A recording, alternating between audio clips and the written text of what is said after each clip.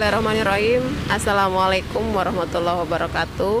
Pak Ustadz, saya mau bertanya, bagaimana mendidik seorang anak untuk perempuan yang memang diberikan dua tanggung jawab, yaitu sebagai seorang ibu dan juga untuk mencari nafkah untuk anak. Itu saja dari saya. Sekian, wassalamualaikum warahmatullahi wabarakatuh.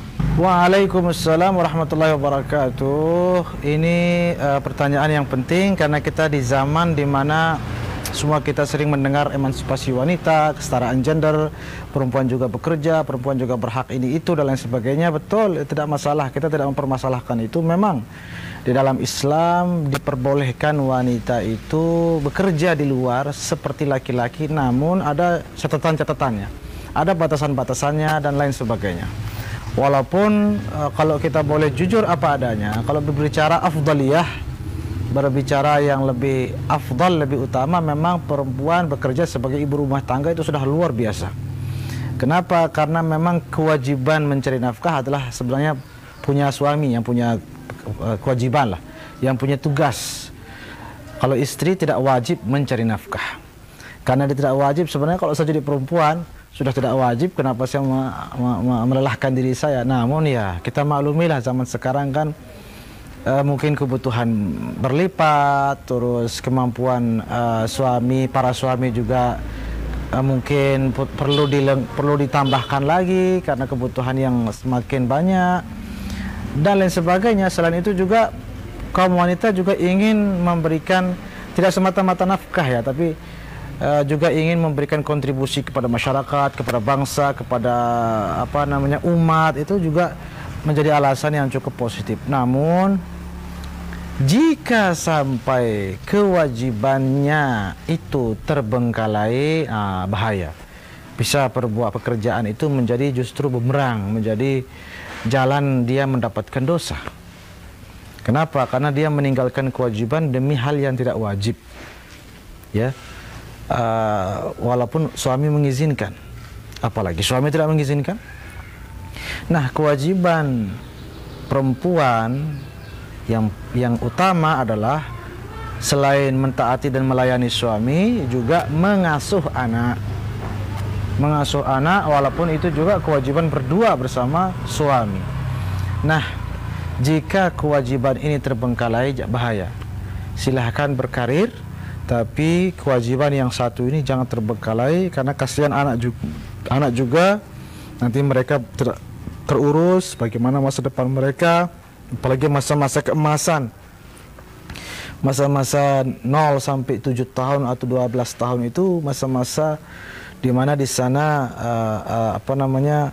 seorang anak itu memprogramkan peta kehidupannya sampai dewasa di sana, dari didikan orang tua, dari lingkungan dan lain sebagainya. Adapun cara, ya pandai-pandailah bagi waktu, ya bekerjalah, tapi jangan sampai full time, sampai betul-betul larut. Dan kalau pulang, jangan pulang menunjukkan rasa lelah kepada anak, justru mencederai psikologinya. Apalagi kadang-kadang marah-marah di kantor, pulang-pulang marah-marah juga ke anak. Itu sangat-sangat mengorbankan anak. Karena itu, kalau bisa begitu pulang sampai rumah, lupakan pekerjaan Anda. Anggap Anda itu tidak pernah bekerja. Jadi di luar Anda sebagai kepala perusahaan lah, sebagai apalah, sebagai pegawai lah, terserah. Tapi di rumah Anda posisinya hanya sebagai istri dan ibu. Tidak ada, jangan yang lain. Kadang-kadang misalnya perempuan, dia misalnya sebagai